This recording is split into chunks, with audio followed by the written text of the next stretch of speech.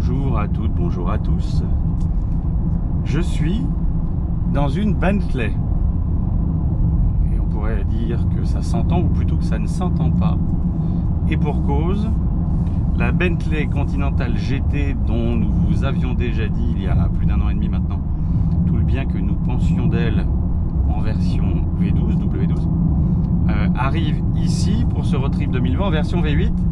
La différence n'est pas majeure pour une raison simple, la sonorité de toute façon est étouffée, donc on n'y perd pas beaucoup.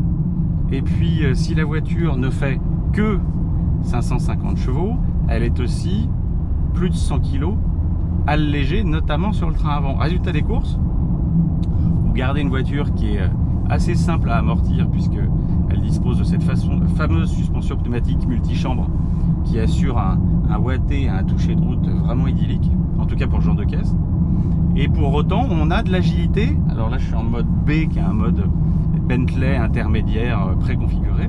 Vous pouvez aussi la mettre en mode sport. Il y a cette jolie petite molette avec une finition un peu diamantée, qui rappelle d'ailleurs la finition des feux à LED à l'avant. Et là, vous avez une voiture qui n'est pas la reine de l'agilité, toutefois qui, bizarrement, a une direction d'une précision autour du point milieu qui est incroyable, puisque vous mettez un pouillème dans le cerceau et la voiture se décale.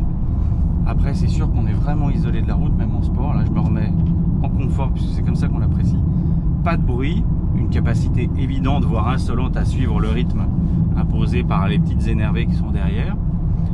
Et pour autant, et ça je trouve ça sidérant, donc je vais vous le dire, une consommation depuis le début, c'est-à-dire plus de 1200 km pour l'instant, qui s'élève à 12 litres.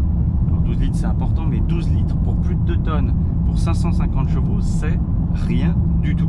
Rapportez ça à la puissance d'une berline compacte de 120 chevaux, 130 chevaux, ce qui représente à peu près la moyenne des voitures vendues en France, et vous apercevrez qu'au prorata, la Bentley consomme absolument rien.